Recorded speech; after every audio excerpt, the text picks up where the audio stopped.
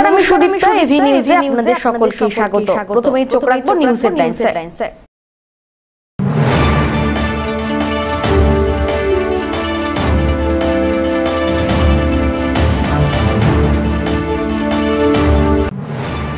Bike চুরির ঘটনায় বড়সড় সাফল্য। তদন্তে নেমে 7 জনকে গ্রেপ্তার করার পাশাপাশি 29টি বাইক উদ্ধার করল ধূপগুড়ি থানার পুলিশ।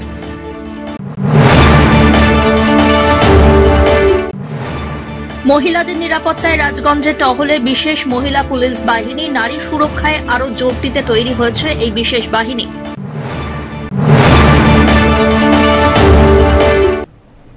এবার আসছে বিস্তারিত সংবাদে। বাইক চুরির ঘটনায় বড়সড় সাফল্য পেল জলপাইগুড়ি জেলা পুলিশ। বাইক চুরির ঘটনার তদন্তে নেমে 7 জনকে গ্রেপ্তার করার পাশাপাশি 29টি বাইক উদ্ধার করল ধূপগুড়ি থানার পুলিশ বাহিনী। এ বিষয়ে বৃহস্পতিবার ধূপগুড়ি থানায় সাংবাদিক বৈঠক করলেন জেলা পুলিশ সুপার খন্ডওয়ালে উমেশ গণপত।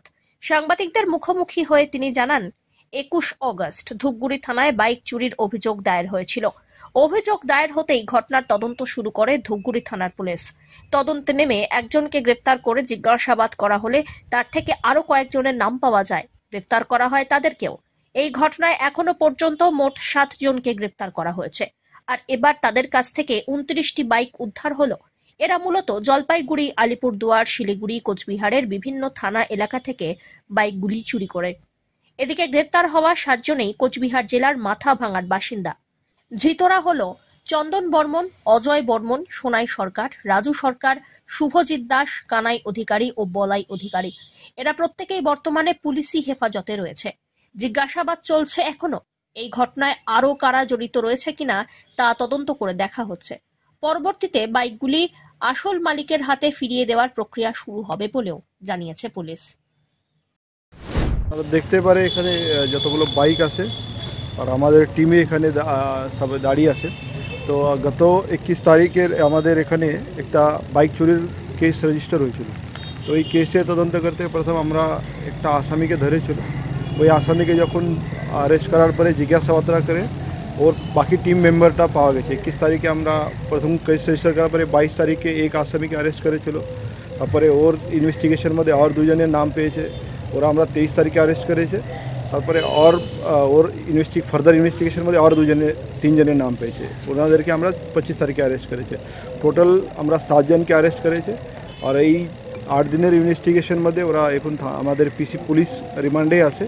রিমান্ডের ওই ইনভেস্টিগেশন করতে সময় আমরা এখন অবধি 29 বাইকস যেটা আপনারা দেখতে পাচ্ছেন এরা আমরা রিকভারি করেছে। বিভিন্ন জায়গা থেকে এরা লাস্ট কয়েকদিন মধ্যে এরা চুরি করেছিল। শুধু জলপাইগুড়ি আর ধূপগুড়ি থেকে নেই, ওরা আলিপুরদুয়ার, কোচবিহার এইসব 3টে জেলার মিলে শিলিগুড়ি থেকে শুরু করে কোচবিহার, আলিপুরদুয়ার, জলপাইগুড়ি এইসব জায়গাটাই ওরা বিভিন্ন জায়গা থেকে ওরা পাবলিক প্লেসেস থেকে বাইক চুরি করেছিল। আমরা এই বাইকটা রিকভারি করেছি। আমাদের টিমটা লাস্ট 8 দিন ধরে ওরা কাজে লেগেছে। বিভিন্ন জায়গা থেকে রেড করে বিভিন্ন থানাগুলি থেকে ওরা বাইকটা রিকভারি করেছে। অনেকগুলো বাইক এরা বিভিন্ন জায়গাতে বিক্রি করেছিল। যেখানে ওরা বিক্রি করেছিল ওই জায়গা থেকে আমরা ওই বাইকটা রিকভারি করতে পেরেছে। আর এটা কন্টিনিউ চলবে। এখন পিসিতে আসে, আমাদের কাছে ইনফরমেশন আসে ফার্দার আর বাইকটা রিকভারি হতে পারে। তো এই বাইকের সংখ্যা আমরা বাড়াতে পারবো। এটা অনেক দিন ধরে এই টিমটা ছিল। এই টিমটা আমরা যারা পেয়েছে ওনাদের নাম যেটা আছে চন্দন বর্মন, অজয় বর্মন, সোনাই সরকার, রাজু সরকার, সুভাষিত দাস, কানাই অধিকারী আর বলাই অধিকারী। এরা 7 জন। সব মাথা ভাঙার বিভিন্ন গ্রামের এটা আছে। ওনাদেরকে আমরা অ্যারেস্ট করেছি, পিসিতে আসে। আর ফার্দার এটা আর ইনভেস্টিগেশন মধ্যে ফার্দার আমরা আর কিছু বাইকটা রিকভারি করতে পারি। মহিলাদের নিরাপত্তায় রাজগঞ্জে টহল দিচ্ছে বিশেষ মহিলা পুলিশ বাহিনী। নারী সুরক্ষায় আরও জোর দিতে তৈরি বিশেষ মহিলা পুলিশ বাহিনী। বৃহস্পতিবার রাজগঞ্জের ভুটকিরহাট এলাকায় বাহিনীকে টহল দিতে দেখা যায়। রাজগঞ্জ থানার 7 মহিলা পুলিশের সদস্যের বাহিনী গড়া হয়েছে। মমতা তামা এই বাহিনীর প্রধান। মহিলা পুলিশ বাহিনী নারী ও শিশু সুরক্ষায় কাজ করবে। জানা গিয়েছে, রাত দিন এই স্পেশাল বাহিনী নিয়মিত টহলদারি চালাবে। এছাড়াও হেল্পলাইন নম্বর 112 চালু হয়েছে। এই নম্বরেও অভিযোগ জানানো যাবে। হেল্পলাইন নম্বরে অভিযোগ পেলেই মহিলা পুলিশ বাহিনী দ্রুত ব্যবস্থা গ্রহণ করবে। পুলিশ সূত্রে খবর, নারী সুরক্ষায় আরও জোর দিতে এই বাহিনী গঠিত হয়েছে। গুরুত্বপূর্ণ জায়গাগুলিতে টহলদারি চালাবে এই বাহিনী। পুলিশের উদ্যোগকে সাধুবাদ জানিয়েছেন এলাকার মহিলারা। কি বললেন আপনি? বললো যে আমাদের যদি কোনো বিপদ আপদ হয় তাহলে নাম্বার দিল, ওই নাম্বারে যোগাযোগ করতে। এতে আপনাদের কতটা সুবিধা হবে? অনেক অনেক। আচ্ছা, সুবিধা এই ধরনের কি প্রোগ্রাম লাগাতার হওয়ার দরকার? হ্যাঁ, সেটাই ভালো। এর আগে কি এরকম মহিলা পুলিশ আসছিল? না, আসলে এইবারে প্রথম আমরা। আপনাদের কি ফোন নাম্বার দিয়ে গেছে? হ্যাঁ, কি বলেছেন তারা? বলেছিল যে ওরা নাম্বার দিয়েছে, যোগাযোগ কন্ট্যাক্ট নাম্বার, আর একটা ওই যে হেড অফিসের কন্ট্যাক্ট নাম্বার। রাজগঞ্জ থেকে সুস্মিতা চন্দ্রের রিপোর্ট, এভি নিউজ।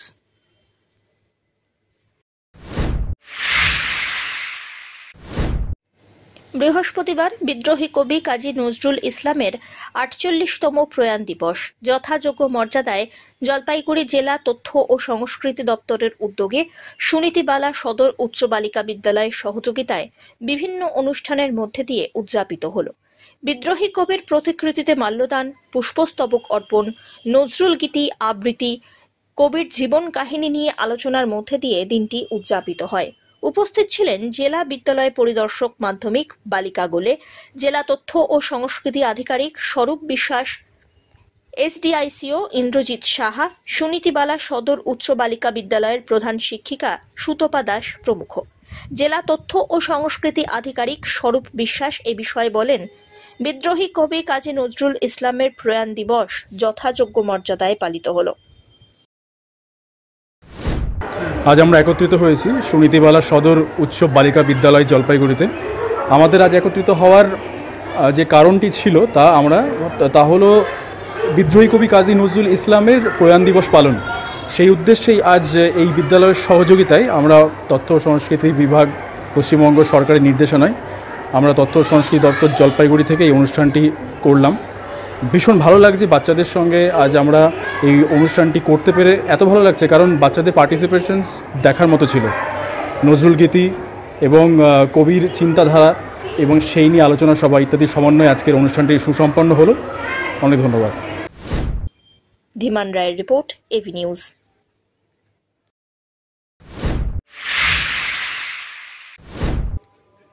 স্বাধীনতা সংগ্রামীদের জীবন যুদ্ধ ছাত্রীদের সামনে তুলে ধরতে উদ্যোগী জেলা তথ্য ও সংস্কৃতি দপ্তর বুধবার জলপাইগুড়ি সুনীতিবালা সদর উচ্চ বালিকা বিদ্যালয়ের হলঘরে এই অনুষ্ঠানে শুভ সূচনা করলেন জলপাইগুড়ি মহকুমা শাসক তমজিৎ চক্রবর্তী।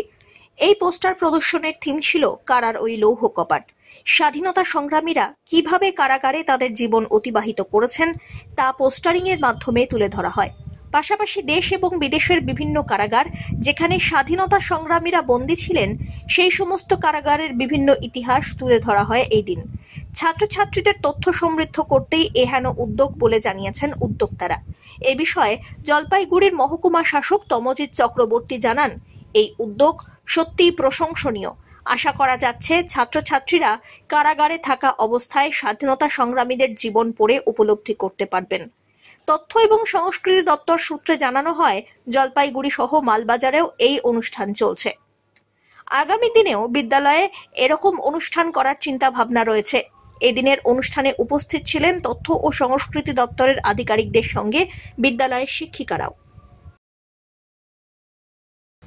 পশ্চিমবঙ্গ সরকারের তথ্য সংস্কৃতি বিভাগ ওনারা কারার ওই লৌহ কপাট বলে যে প্রদর্শনীর আয়োজন করেছেন, সুনীতিবালা গার্লস হাই স্কুলে খুব সুন্দর পরিবেশে আয়োজিত হচ্ছে। এতজন বাচ্চা রয়েছে, মাননীয় শিক্ষিকারা রয়েছেন, মাননীয় প্রধান শিক্ষিকা রয়েছেন, জেলা তথ্য সংস্কৃতি আধিকারিক রয়েছেন।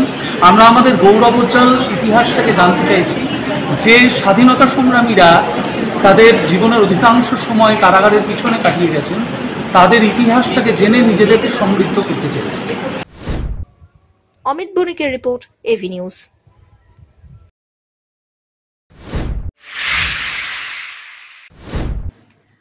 অস্থায়ী কর্মীদের স্থায়ীকরণ সহ একাধিক দাবি তুলে আন্দোলনে নামল পশ্চিমবঙ্গ পঞ্চায়েত কর্মচারী সমিতি সমূহের যৌথ কমিটি জলপাইগুড়ি জেলা শাখা। বৃহস্পতিবার শহরে মিছিল করে জেলা শাসক দপ্তরের সামনে জমায়েত হন তাঁরা। পুলিশ আন্দোলনকারীদের আটকে দেন।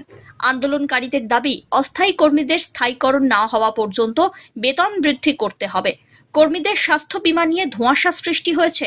পরিষ্কার কিছুই বোঝা যাচ্ছে না স্বাস্থ্য বীমায় কি আছে। স্বাস্থ্য বীমার টাকা নিয়েও কাজ হচ্ছে না, সেই কারণে টাকা ফেরত দেওয়ারও দাবি তোলা হয়। আর.জি. করের ঘটনার প্রতিবাদ জানিয়ে বিচারের দাবিও ওঠে মিছিল থেকে। যৌথ কমিটির তরফ থেকে বিজয় সাহা কি বললেন শুনে নিন। আমাদের যে দাবিগুলো আছে সেই দাবিগুলোকে নিয়ে আমরা এই ডেপুটেশনটা সংগঠিত করছি আজকে। এই দাবিগুলোর মধ্যে আমাদের আছে অস্থায়ী কর্মচারীদের স্থায়ীকরণ করতে হবে, যারা অস্থায়ী কর্মচারী স্থায়ীকরণ না হচ্ছে বেতন বৃদ্ধি করতে হবে। আমাদের হেলথ স্কিম যা চালু হয়েছে তার মধ্যে অনেকগুলো অসঙ্গতি আছে, আমরা টাকা কাটিয়ে দিয়েও আমরা সেই টাকা পাচ্ছি না, সেই টাকা আমাদের অবিলম্বে প্রদান করতে হবে। এবং এই সব দাবি নিয়েই আমাদের আজকে ডেপুটেশন। আমরা চাচ্ছি যে আমাদের যে অনিয়মিত কর্মচারী যারা আছেন তাদের নিয়মিতকরণ করা হোক, এবং আমাদের হেলথ স্কিমের যে অসঙ্গতিগুলো আছে সেগুলো অসঙ্গতি দূর করা হোক, এবং আমাদের রিসেন্ট যে ঘটনাটা ঘটে গেছে রাজ্যে করে সেই ঘটনার আমরা প্রতিকার চাইছি, তার বিচার চাইছি, অবিলম্বে সেই বিচার করা হোক। কার দায়িত্ব আছে কী হচ্ছে আমরা জানি না, পুলিশ করবে না সিবিআই করবে, আমাদের বিচার চাই, অবিলম্বে বিচার করতে হবে। এই দাবিতেই আমাদের গোটা রাজ্যে ব্যাপী এই আন্দোলন চলছে, এবং আমরা চাই যে মাথা যিনি আছেন তাকে খুঁজে বের করতে হবে এবং তাদের অবিলম্বে জেলের ঢোকাতে হবে এবং মুখ্যমন্ত্রীকে পদত্যাগ করতে হবে। সব্যসাচী মজুমদারের রিপোর্ট।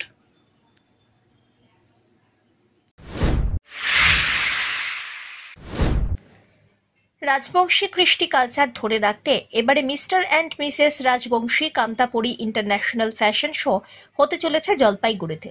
কেবল পোশাক নয়, এই প্রতিযোগিতামূলক অনুষ্ঠানে রাখা হয়েছে রাজবংশীদের খাদ্য তালিকা থেকে শুরু করে ভাওয়াইয়া এবং লোকসঙ্গীত। রাজবংশী সমন্বয় সমিতির মন প্রোডাকশন বীর চিলারায় একাডেমির পক্ষ থেকে এই ফ্যাশন শোতে জলপাইগুড়ি, কোচবিহার, আলিপুরদুয়ার জেলা ছাড়াও বাংলাদেশ এমনকি নেপাল থেকেও প্রতিযোগীরা অংশ নিতে চলেছেন। এদিন সাংবাদিক বৈঠকে মন প্রোডাকশন বীর চিলারায় একাডেমির সম্পাদক কৃষ্ণ রায় জানিয়েছেন, এই প্রথম জলপাইগুড়িতে এই ধরনের প্রতিযোগিতা হতে চলেছে আগামী ডিসেম্বর মাসে। এখানে রাজবংশী কামতাপুরী সম্প্রদায়ের কথা বলা হলেও যে কেউ ইচ্ছা করলেই প্রতিযোগিতায় অংশ নিতে পারবেন, তবে প্রতিযোগীদের অডিশনের মধ্যে দিয়ে এখানে অংশ নিতে হবে। তিনি জানিয়েছেন, আধুনিকতার ছোঁয়াতে রাজবংশী সমাজের মানুষ তাদের কৃষ্টি এবং কালচার ভুলতে চলেছে, আর তা ধরে রাখতেই এই বিশেষ উদ্যোগ। এই প্রোগ্রামটা হচ্ছে অ্যাকচুয়ালি আমাদের রাজবংশী সম্প্রদায়ের প্রোগ্রাম, এবং শুধু রাজবংশী বলে নয়, এখানে অনেকেই যারা রাজবংশী সম্প্রদায়ের বাইরেও মানুষ রয়েছে তারাও এই অনুষ্ঠানে অংশগ্রহণ করছে। আর বেসিক এই অনুষ্ঠানটা হচ্ছে আমাদের যেটা নাম আছে আমাদের অনুষ্ঠানে, সেটা হচ্ছে mister and Mrs Rajbanshi Kamtapuri international fashion show. International মানে শুধু আমাদের এখানকার নয়, এবং বাইরেরও রয়েছে, যেটা নেপাল রয়েছে বললাম, এবং বাংলাদেশ রয়েছে। এই প্রোগ্রামটা হচ্ছে আমাদের ডিসেম্বরে 28 তারিখ এবং 29 তারিখ। সেখানে আমাদের এখানকার যারা আমাদের জলপাইগুড়ি কমিটি রয়েছে সেই কমিটির মাধ্যমে এই প্রোগ্রাম অর্গানাইজেশন হচ্ছে। আর এই প্রোগ্রামটা শুরু হচ্ছে আমাদের মিনিমাম 3টে থেকে রাত 12টা পর্যন্ত। আর এই প্রোগ্রামে আমাদের খাদ্য, পোশাক এবং সংস্কৃতি, রাজবংশী সম্প্রদায়ের কৃষ্টি কালচারটা তুলে ধরার জন্য, এবং জলপাইগুড়িতে যদি এই কৃষ্টি কালচার ভুলে না যায় জলপাইগুড়ি মানুষ, সেটাকেই তুলে ধরার জন্য এই অর্গানাইজেশনের মাধ্যমে আমরা এই প্রোগ্রামগুলো করে যাচ্ছি।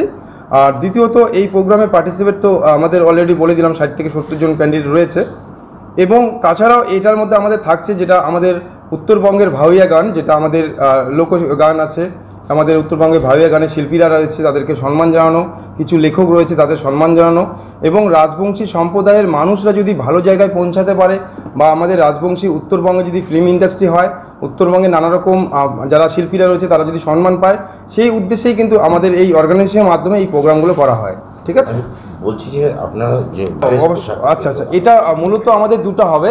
একটা হচ্ছে আমাদের রাজবংশী সম্প্রদায়ের যে আমাদের পাটানি রয়েছে, সেই সম্প্রদায়ের আমাদের কস্টিউম রয়েছে রাজবংশী সম্প্রদায়ের, সেটা তুলে ধরার জন্য।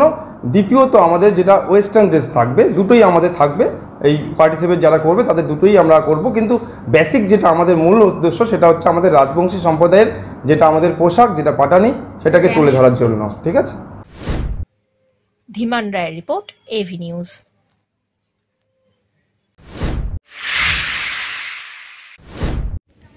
জলপাইগুড়িতে অবস্থিত শ্রী শ্রী নরসিংহ মন্দিরটি পৌরসভার 12 নম্বর ওয়ার্ডের জয়ন্তী পাড়াতে স্থিত, যা অত্যন্ত প্রাচীন একটি মন্দির।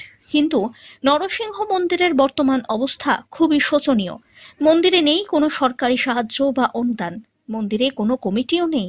দু একজনের ব্যক্তিগত প্রচেষ্টায় মন্দিরে কাজ হয়ে থাকে, তবুও মন্দিরে চলে নিয়মিত পূজার্চনা।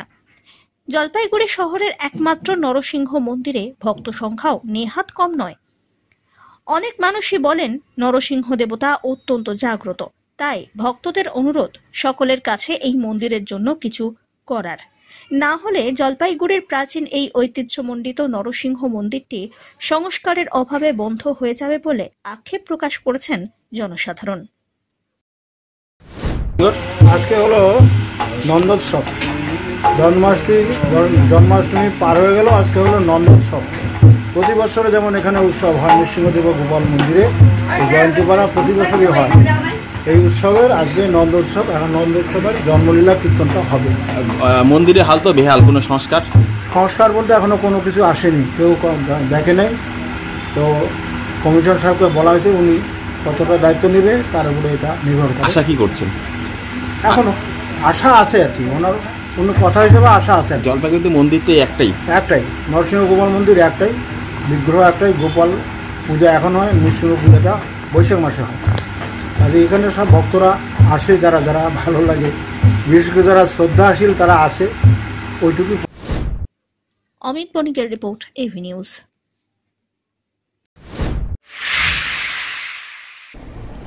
শেষ করবার আগে নিউজ হেডলাইন্স আরো একবার।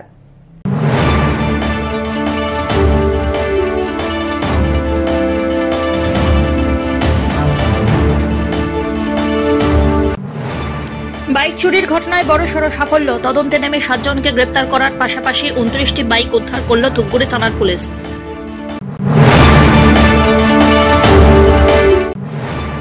মহিলাদের নিরাপত্তায় রাজগঞ্জে টহলে বিশেষ মহিলা পুলিশ বাহিনী, নারী সুরক্ষায় আরো জোর দিতে তৈরি হয়েছে এই বিশেষ বাহিনী।